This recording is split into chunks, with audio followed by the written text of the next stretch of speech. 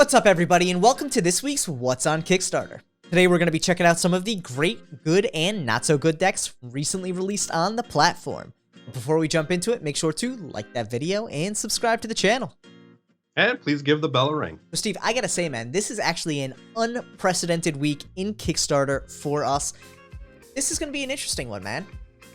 Yeah, I mean, people's budgets are kind of tightening and, we're getting closer to the holidays. Yeah. So I think the next, month and a half is going to be really fun. Really exciting for sure. I know last year was completely out of the blue with it. I think some weeks we were getting 4 decks, some weeks we were getting 10, especially as we approach that kind of cutoff for the holidays. But still got a couple more days in October here. It's going to be interesting to see what we have in store. You ready to jump into it, man? I'm ready. Let's do this.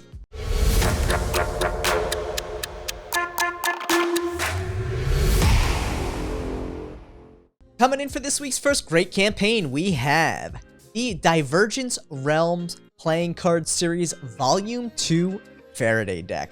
So I have to say, Steve, when this campaign first kicked off, I was actually really excited because I really loved the cool styling of that first Volume 1 deck. So seeing Volume 2 come out definitely caught my eye. Yeah, that purple looks so nice. Dude, it really is a vibrant looking deck. I think the renders here on this thing are just beautiful, no doubt about it. So getting into it, we can see this is a 2-deck campaign with a $20,000 goal, more than reasonable for 2 decks. Sometimes we do see people cut that down to about 15 to 17, try and make it a little more competitive, but it really gets you in a leaner point. Definitely works, but it's also reasonable to make it as realistic as possible with that 20,000 number getting into it there. Yeah, especially with shipping nowadays. Yeah, shipping is all over the place, so definitely something you want to consider in your campaigns. We can also see you get right into the story of the series itself, talking about the idea behind the deck series, why they're doing this, and who's really behind it. And then we see the decks themselves. The one thing I would like to say with it is that I kind of wish the Faraday portion of it was actually up top, talking about the current deck before you got too much into the series, as it is the focal point. But I do like that the story is all consolidated right there as well. Yeah. So first deck up, the Revealed deck, which is that kind of tannish gold looking deck. Has a very vintage vibe to it. I really like the back design. I like the color scheme for it. It really contrasts so nicely with that artwork on the tuck there. Yeah, definitely vintage looking. Yeah. So we see this is going to be printed by USPCC on their premium stock. It's going to feature metallic gold ink on the front and the back of the cards, foil and embossing on the tucks, and then interior tuck printing design as well as numbered seals. So really all the work's built out here, and then it almost looks like a little bit of a tease on a gilded version there, which we can see is an exclusive to Kickstarter. That is nice looking, man. Yeah, it's pretty. I love that new, like, bronze, not bronze, it's kind of like a brownish look. Yeah, it's like a brownish coppery bronze. Very nice, very fitting for this deck as well. Second up, we have the Concealed deck. So giving all of the features on this, one thing I will say is because both decks share a lot of similar features, you could probably consolidate that into one section, but it never hurts to have it for each deck, especially because you do want to focus on the decks themselves. That purple gilding looks great too. Yeah, it's pretty. Dude, really liking what I'm seeing with this so far. We get into the cards and we can see, looks like from a point of view of the cards, they're basically just recolored back designs and a little bit of a different vibe to the characters themselves. So very similar artwork, but a little bit recolored. Yeah, that's wish I'd see different ones, but that's okay. It's definitely an interesting art style as well, because it's very like kind of demonic, which is interesting. I like it. I dig it. Yeah, nice big fat aces with custom artwork on it. I like the fact that they continue the story throughout as well. It really helps break up some of these images. I would say maybe 4 images, then a story instead of 8, just because there's a little bit of a propensity to scroll between all of those. They do take up a good amount of the screen, but carrying the story all the way through really does a great job to help break up some of the consistency there and make it so you have natural breakpoints in the flow. Yeah, and they actually do have different court cards throughout this. I got confused a little bit, but yeah, they're definitely fun. It definitely reminds me of kind of tattoo style. Yeah. Yeah, definitely really interesting style to it. It's funny though too, because I'd say the courts don't actually match the style as closely as I would have expected for the artwork on the top, but I like them both. It's almost got kind of an anime vibe to it on the cards themselves. Yeah, for sure. I like it. I love that really detailed kind of background design in the number cards as well. Yeah, it kind of looks like something you'd see in a church. Yeah. Which is kind of funny because it's kind of demonic, and then you have this kind of element that looks like it's from a church. Yeah. And we got the tucks and seals here. Dude, there's a lot of detail on this campaign. I absolutely will say. I think a lot of this probably could have been consolidated down a little bit, especially because you do have the duplication in the images here of the cards themselves. Maybe instead of doing one of each, showing, you know, the one Joker in the one color and the other in the black. And so that way you can see the contrast of them, but then you know that you're getting both just in the different colors there. Probably would have shortened it a little bit on the image side of things, but at the end of the day, I think the one thing we always say is better to have too many images than not enough. Yeah, purple's fun. Yeah, and then as always, really important to include the fact that these are renders and that things can change. I think a lot of times people can get concerned when they only see renders, but I do think that it's important when you use renders to indicate that they are renders, because at the end of the day, if you have a blue deck and it comes out sky blue instead of navy blue, you know, people are going to be up in arms if they're not understanding that colors can sometimes change. Yeah, no, for sure. You know, it's different if it says it's going to be blue and then it turns out to be red. That's different. Look at this. We see an interesting 3D card and some pins. We don't see pins that often on campaigns. I think one of the ones we usually see pins on is like Charmy the Dream Cat does pins in their campaigns. But this is probably one of a handful of campaigns I've actually seen go with pins. I like it, man. I like the approach there. Yeah, some fun add-ons. Really well put together campaign. The one thing I would say too is bring some of this fulfillment and printing information up to the top in the images as well. You can make them smaller, make them real streamlined so people don't have to scroll all the way to the bottom, but really nicely put together here. The other thing is stretch goals. It never hurts to mention that you have stretch goals, but I do think it's beneficial when you do mention your stretch goals to say that you at least have one or two thought out. It gives an immediate driving factor for people once you hit your goal. Even if you don't have all 6 of your planned stretch goals formalized and up there, having 1 or 2 to drive that initial momentum is always key, especially if you plan on doing them in the future. You do mention the special edition Divergent Realms carrot case. Having a render of that would also be helpful. Yeah, what are these looking at price-wise? We are looking at $15 shipped. Nice. Dude, I gotta say, I will say the one thing too, the one thing we mentioned in the past is if you are going to do free shipping, it's a great marketing aspect. Make sure you include it in the campaign, because a lot of times, you know, when you run into issues with Kickstarter, you're not sure if the shipping is going to be charged after the fact, if it's just not showing up in the drop down, or if there's some other issues there. So while shipping shows as free shipping in the US and the rest of the world, definitely mention the fact that there's free shipping in the US there, because I think that's a great selling point, especially when a large portion of your backers are going to be in the US. Yeah, that's great. That's a steal for this deck. Honestly, $15 is an absolute 100%. steal for this thing. So I'm excited to see this thing come to life. Good luck.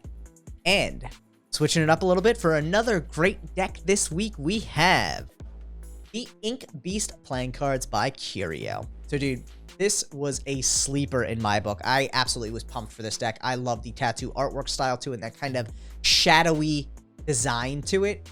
But this thing is crushing it, man. Absolutely crushing it. I love the tuck box. Yeah, it looks really nice. And I already know that it says this further down, but I'm really excited to see more and more decks coming out of Legends. Yeah, no. Dude, they've been hitting hard on, you know, these campaigns lately. It's fun. Dude, they handle great. They look great. That holo they're putting out looks spectacular. Really like the fact, let's see here, you know, Ink Beast playing cards. Let's see just how wild the Animal Kingdom can get. Custom playing cards printed by Legends, fulfilled by SoCal, JPC, and Jokyu. Really excited to see also people starting to use more regional-based fulfillment services to ensure that they actually are getting the best shipping price possible. With shipping being so crazy right now, if you're in the US trying to ship to the EU, it could cost you a lot more than having someone already in the EU or being able to bulk ship decks to the EU. Yeah, no, for sure.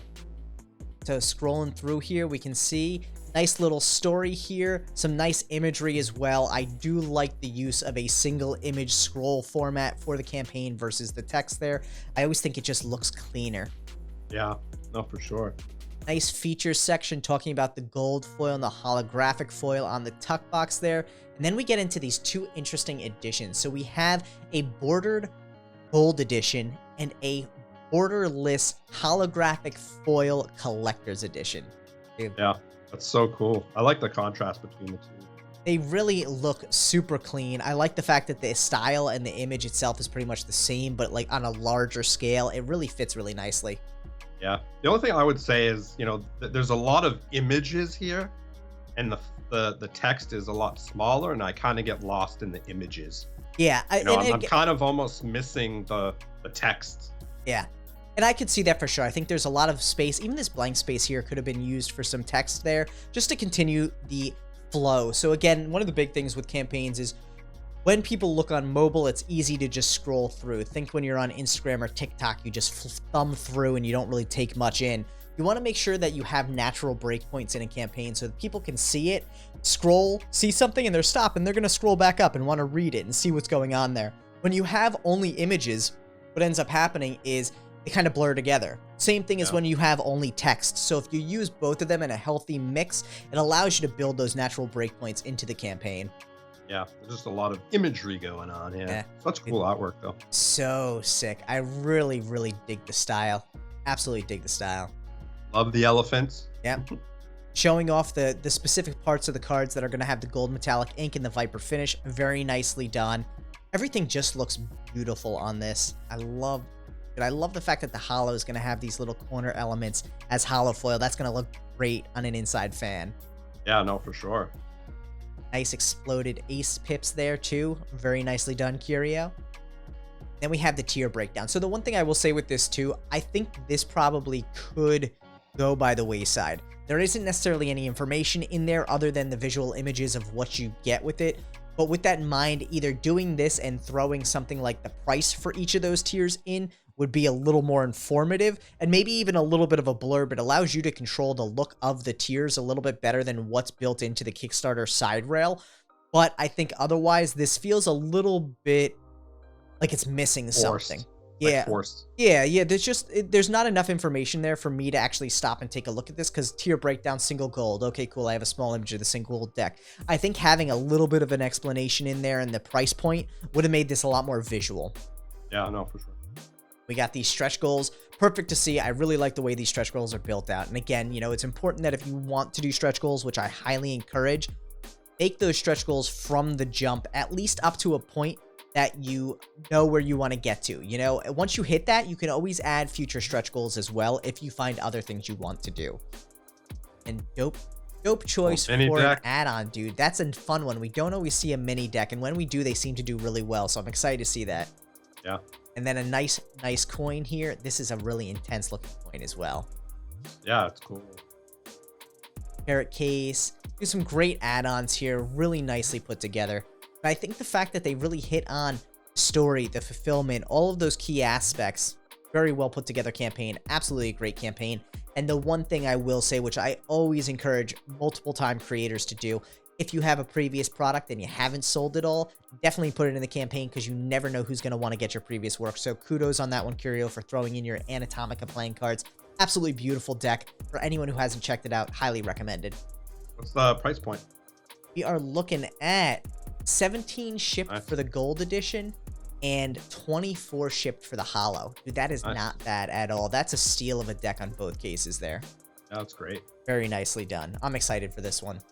Yeah, good job. Good luck.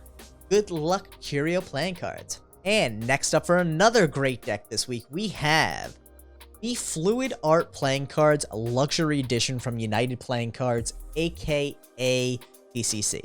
So, I gotta say, man, first off, I love the fact that TCC really has tried to silo their brand. So you have a playing card brand, you have a Magic brand. It helps make sure that people are actually getting what they want to see on those accounts when they get all those notifications. It's very easy to have multiple, target audiences and all getting all this, junk mail basically. So having those separate accounts makes a lot of sense there, especially because they are transparent about it.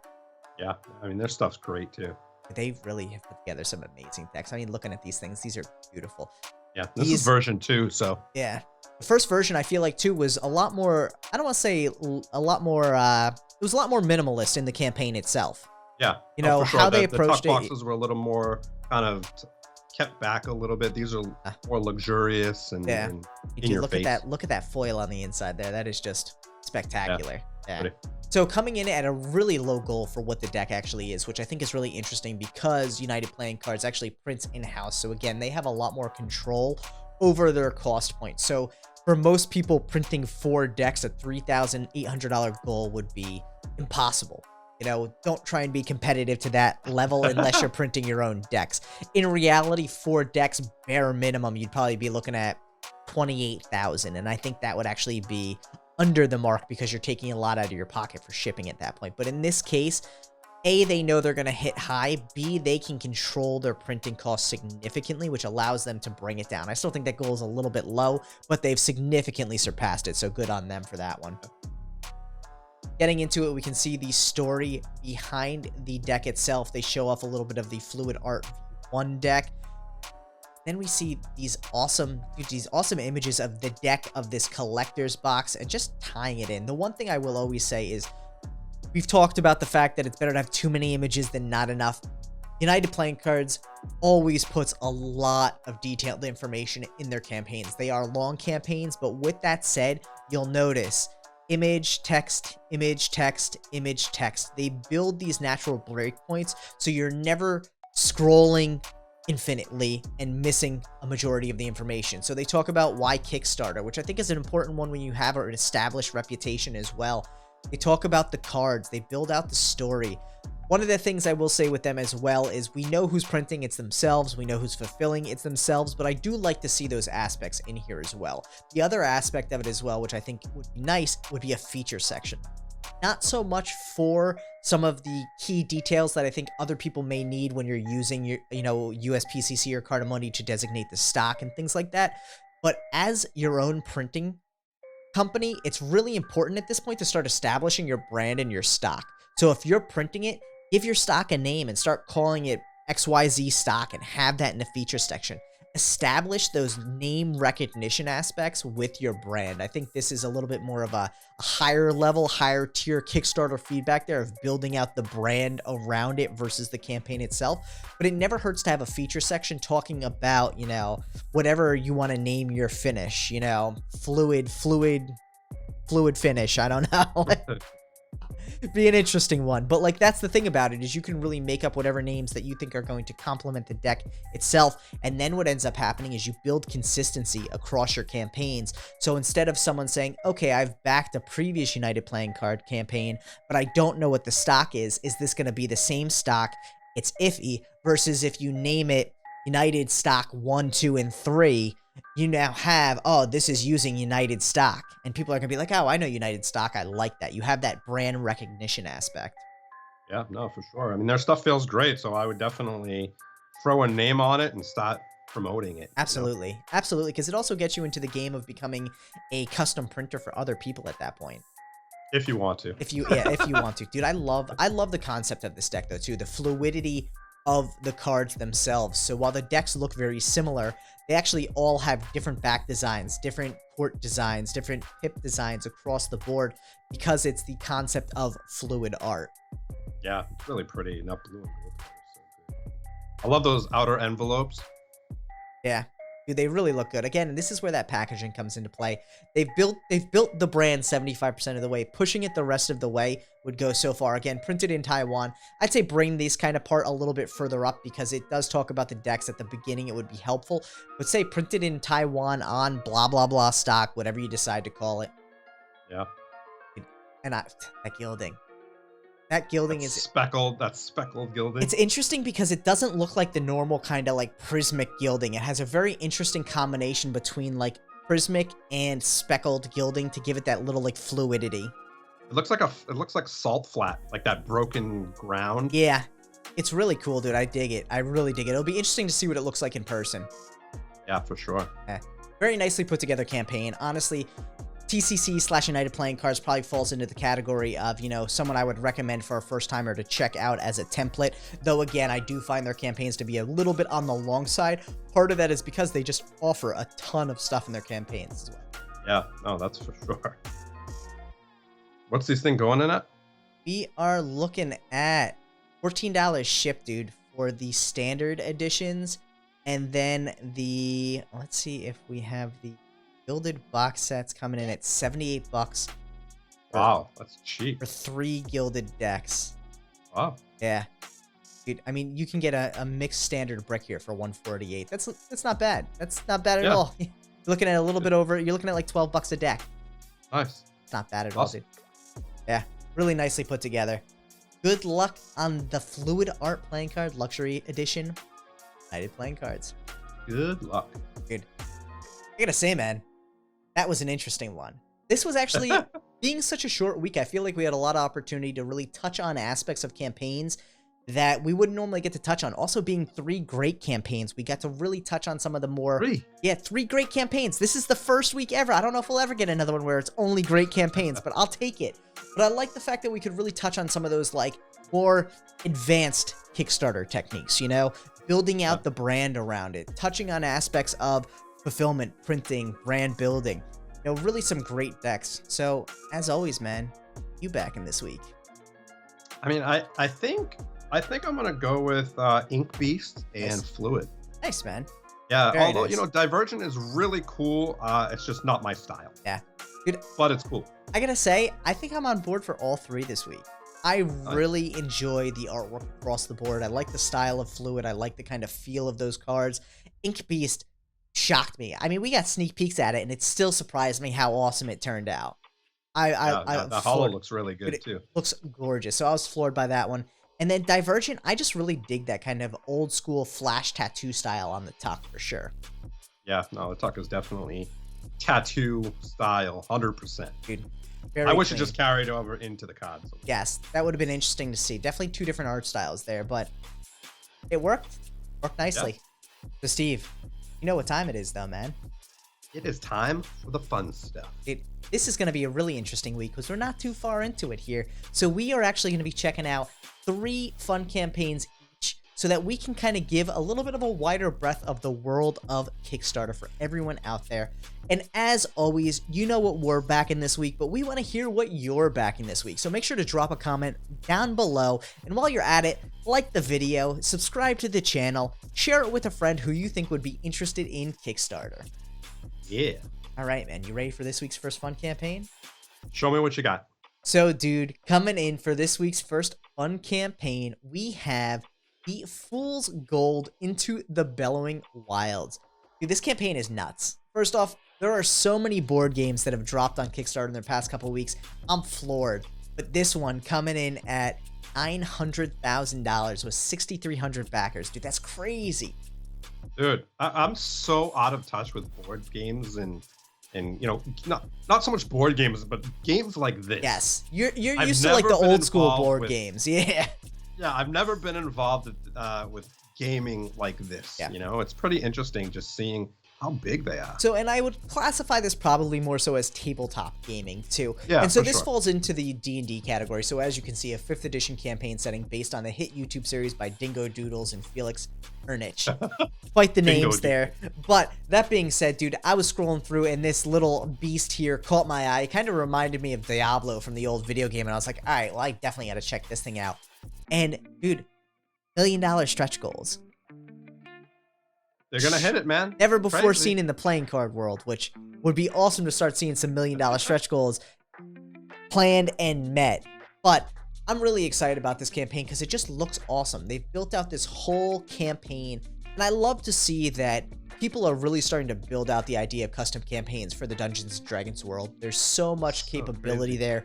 You have all of this stuff that they're providing in it as well, which is basically the campaign itself, a board, dice, coins, figurines, like the works here. This is basically an all-encompassing add-on for your Dungeons & Dragons 5th edition. So crazy. How much does something like this cost? Something like this goes for, let's see, we got here all broken out. And that's the interesting thing. Yeah, so if you want to go for the full deal, $95.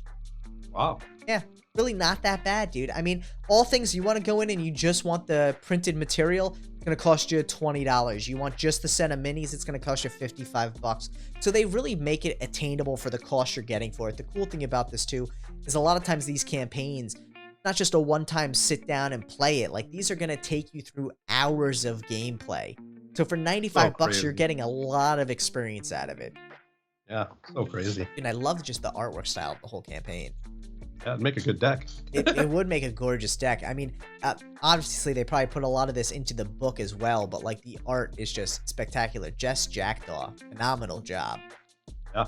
I'm excited, though, to see more and more of the tabletop gaming space take over Kickstarter, because I think that's where a lot of it flourishes right now.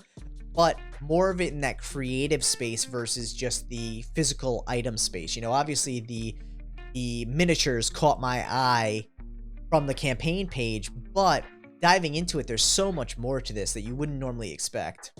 Yeah, and I can't even see that miniature that's up top in that little set either. Yeah, it's interesting. You get one choice of a mini set. There you go. It does not include the Taresk, which I'm assuming is the big guy up top. The additional There you go. set. Yeah. So yeah, if you get the digital deluxe, it's included. And if you get the deluxe, I'm assuming it's probably in there somewhere. Oh no, the box set does not look like it has the minis. Interesting. So the biggest, so if you... There it is right there. That's the Taresk Mini. 12 inches. It's a foot tall. And it's a mini. That's crazy, dude. You need either to multi-part print that, or you need a big 3D printer. That's dope, though. Very cool, man. Good on them. Yeah, hey, good luck with the campaign. I mean, they're crushing it already. 6,300 backers. Impressive. 6,400. Yeah. So, coming in for another fun campaign this week, we have the ROBOSKULL MK2 action figure vehicle. I know Steve would never like this one. This thing's just dope. Like, so weird. First off, I will tell you right now, if you have action figures, don't they need an awesome ride? Sure. This kind of is like a cross between the Star Wars and the Castle Grayskull. Yeah. Yeah. E-Man. Dude, that's what caught my eye with this one. It looks like Castle Grayskull, but with like a mohawk. Yeah, with the things from Star Wars. What are those things called? The little fighter pilots? Oh, like the TIE fighters. Yeah, it literally looks like those two combined. Dude, this is funny, though. Like, this is really an interesting kind of thing, because I don't remember ever really seeing action figures necessarily on Kickstarter. And it seems like an interesting venue for it, because ultimately, you either have adults who collect action figures, but these aren't branded, so what's the draw? Versus kids who really aren't on the platform. But I would have been wrong on this one, because they have some crazy momentum behind this, dude. Yeah, how much does something like this cost? We are looking at, and there are so many. They're all broken down too. I know, it's crazy. Let's see. Retro Fighter 3-pack. What's that? Ring? It's confusing. I know, man. This is where you need like the stuff we saw before, where it's like, here's your tier guide, because this is what I want here. I want the Elite Fighter. 35. Oh my gosh, dude. A $35 add-on. Here you go. Hold on. All in. All in. You'll receive one of each of the Miniskull vehicles with 4-inch Marauder, Bloodwolf pilot figure, one each of the ROBOSKULL SE exclusive vehicle, $563. What? Like, damn. That's crazy. Damn. Good on them. Dude, yeah, I am floored by that one. So here you go. If you want just the vehicle, $219. Dude, toys are not cheap. I mean, this doesn't surprise me that much, because you see like $900,000 Legos these days. But like, what? I don't know, man. I'm glad I'm not that into toys these days, because this thing is super cool. I could think of like 10 people who would love this thing. But at that price point, dude, that is tough. Dude, yeah. Crazy. Oof. Good luck. Good luck, man. Hey, I mean, they're already crushing it. $365,000 raised, 848 backers, and this thing is dope. I mean, look at the detail on that face. I know you hate skulls, but that thing is pretty impressive. Yeah, it's definitely cool. I mean, if you're into that stuff, if you like He-Man and Star Wars kind of mashed together, it's definitely, and it's red. It's like a red skull. Yes. Which is kind of two X's for me. You know, I'm not a red fan. I'm not a skull fan. Dude, I honestly, like, this thing is dope. If someone like sent me this for Christmas, I'd be like, all right, that's awesome. But also I'd be like, man, you spend a lot of money on Christmas presents. But, and it's called SKELETRON instead of Skeletor. Yeah, it's interesting. Very interesting. It's kind of like a Cybertron plus Skeletor. Yeah. Good luck. Good luck. And for another fun campaign this week, we have the Senjutsu, a Battle for Japan tabletop game. So these are my 3 picks this week. Obviously, you can see a running theme here. I went full-on 8-year-old Tyler, and dove right into this campaign here. Dude, you said 8-year-old Tyler? Sure. I mean, 8-year-old Tyler didn't have the money to buy this stuff, but 8-year-old Tyler would definitely be fascinated by it. This is definitely adult Tyler for sure. Age 14 plus. Nah, dude, I just don't have the drive for tabletop games like I wish I did. I love the concepts of them. I love the artwork. You know what it is? The figurines always catch me. Now, we've talked about getting into 3D printing, and once my 3D print studio is back from being repaired, will be good. Yeah, from being flooded. Yeah. But, dude, anything that has figurines on the image always catches my eye. And this one really caught my eye because it's a board game. And one of the really cool things about it, actually, is it's a 20-minute gameplay time. So this is something that you could do with 4 friends quickly. You know? 20 minutes? 20 minutes.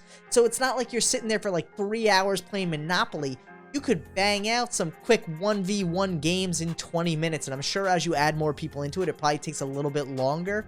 But interesting. 20 minutes for a quick game isn't bad at all.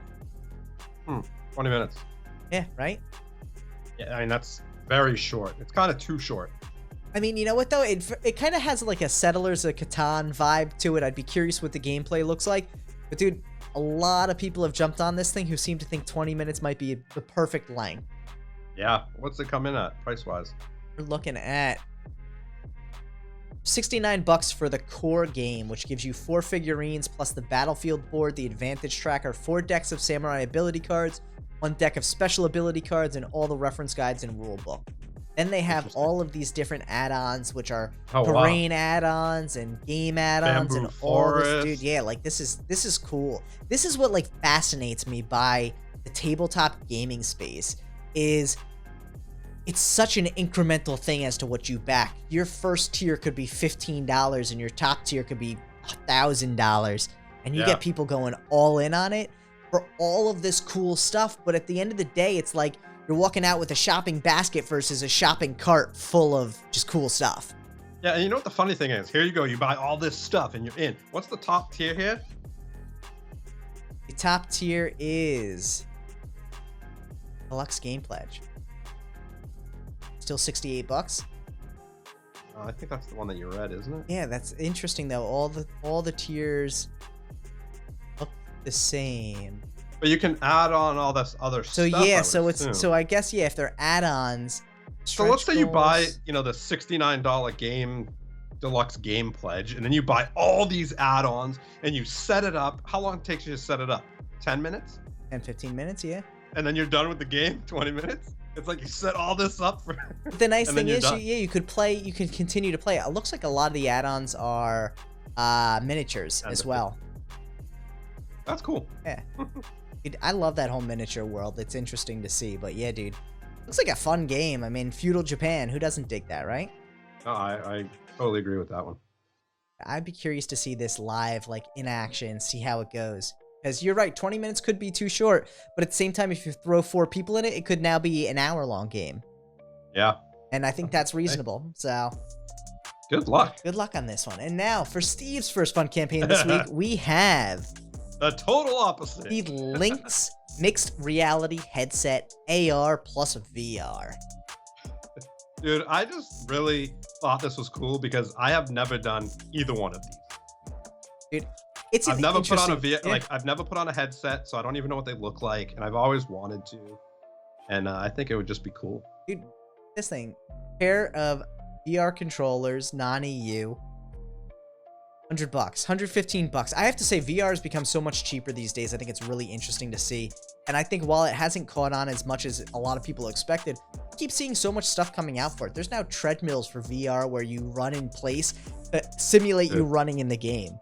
Yeah. Well, the crazy thing is I think it just hasn't picked up as much as we would think, is because they don't have as many games available yet. You know, they're not really fully integrated yet. It's still in its like early form stage. I think down the road we'll definitely see it pick up more, but it's exciting to see people really working towards a combination of VR and AR, which is interesting. Yeah, no, for sure. Dude. And like I said, I've never put a headset on, so it'd be cool to put a headset on, and you know, $115 isn't bad. Plus, I wonder if the combination of VR and AR makes sure that you don't walk into things while you're in the VR aspect of it, because you can see the chair in front of you and the stairs, so you don't fall down, you know? I mean, when you're doing VR, you're not really walking. You have kind of a space that you're utilizing, right? You could be walking if you get out of the space. That's the thing. Yeah, If someone's not corralling you as you're doing it, you could turn dangerous very quickly. Dude, this thing's picking up some momentum though too. $600,000 down, 931 backers. Dude, people like VR. Very nicely done. Good luck to them on this one, man. Yep. And for another fun campaign this week, we have the Big Ocean bottle, the smart bottle that cleans our ocean. Yes. I probably have 10 water bottles. And I continuously buy more water bottles because I just like water bottles, dude. I think this one's really cool. It's always good to have a water bottle that you can carry around so you're not, buying all these plastic bottles. Obviously, everybody knows that. You know what I really like about this one? The lid turns into a cup. No, not the NFC. I'm curious what's NFC about, dude, but the lid turns into a cup, which means if you're out with someone else, you can share your water. Yeah. You don't have to be like, COVID times. Yeah. You don't have to be like, and it's dishwasher safe, dude, which is always a tough one because a lot of these are not dishwasher safe. That's true. Yeah. It's not too pricey either. What's $55 or something? Shipped? 69 shipped. Yeah. Not bad. Not too bad, man. I have to say, nice looking colors. It's funny too because like I love how they're always like, oh, like look at this. It shows you how many are not dishwasher safe. That's crazy. Yeah. Also, none of them, the easy fill part always gets me because like you can't make it into the bottle of water from the faucet. I don't know what to tell you. I don't know if making it easier to fill is really gonna help you out there. I mean, are you putting it in your toilet to fill it or what? Oh my god. Hey, I mean it's clean water technically. Yeah, I don't know about that. Oh my gosh, man. This thing is awesome though, and I like the fact that it's really geared towards trying to make people waste less plastic. Yeah, no, for sure. Dude. Nicely done. Yeah. I like that orange too. Dude, definitely dope. Ready for another fun campaign, Steve? Of course. It's one of mine. Of course I'm ready. All right. Next up we have the iMicro Q2P, an 800x polarizing fingertip microscope. Dude, this thing is intense. How dope is this? You attach it to your phone. It's super rad. You like basically have a microscope at your fingertips wherever you go. If you're a scientist and you want to walk around with a itty bitty microscope, you got it. I can just see people walking through the world with a tiny microscope on their thing, like looking at the ground. Like, this is crazy. It has kind of like a tray. If you watch the video, it has like this tray, and you can see it right there that you put it on, and you kind of move that piece on the right, which is made out of plastic, helps and it focus. Like, focuses. Yeah, it helps it focus. My God. But dude, it's awesome. Dude, and honestly though, for $46, like while I think this is hilarious, the concept behind it, for $46, I would expect nothing less. I don't expect this to have like autofocus capability at that price point. That's awesome. Yeah, I mean, I don't know if you can use this like in the crime world on location. I mean, hey, if someone's out there in public and really curious about what their fingernail looks like real time, got it. I mean, it's pretty cool. It's just different. You don't see this every day. And microscopes are usually kind of cumbersome to carry around, I would assume. But if you need something super quick, dude, dope. It's also something fun for kids, I could see. I think that's where the age point really for me would hit. I think this is geared towards adults, but like kids love this kind of stuff. And at $50 to throw on the back of a phone that your kid's playing with anyway, it gives them something to look at that's not game or a brain waster on their phone, Yeah, I mean, how cool would it be to throw an ant on, like an ant that's already dead? I don't recommend killing ants. I'm just saying if it's already dead. If you happen to find one. And you see it on the street. Oh my gosh. Or a bee that's already stung someone and died. Like, it'd be cool to put it under there and just look at it, Dude, this is really clever. Like, this is an interesting concept here. Because we always see like, oh, add a 2x or a 10x zoom to your cell phone. But this is like next level. 800, bro. 800 level magnification. But look at it. It's so cool. I mean, how often are you really sitting there, too, trying to, like...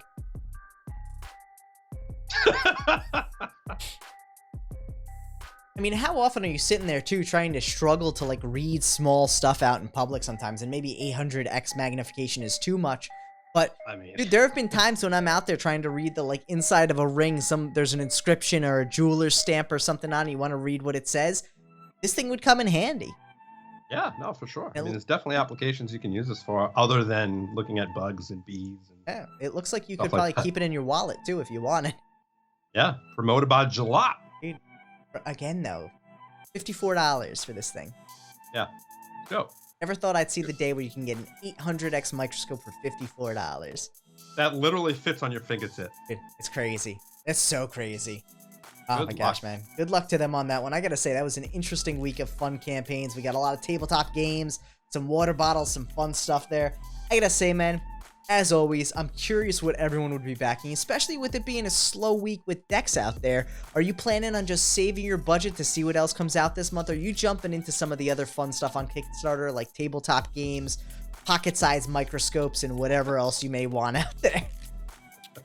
It was a fun one. It was definitely a unique one. Gonna be interesting to see what the rest of the year looks like as we get into the no man's land of Kickstarter for the holidays. But definitely make sure to drop a comment down below. Let us know what you're backing this week. And while you're at it, make sure to like, share with a friend, and subscribe to the channel. See you later.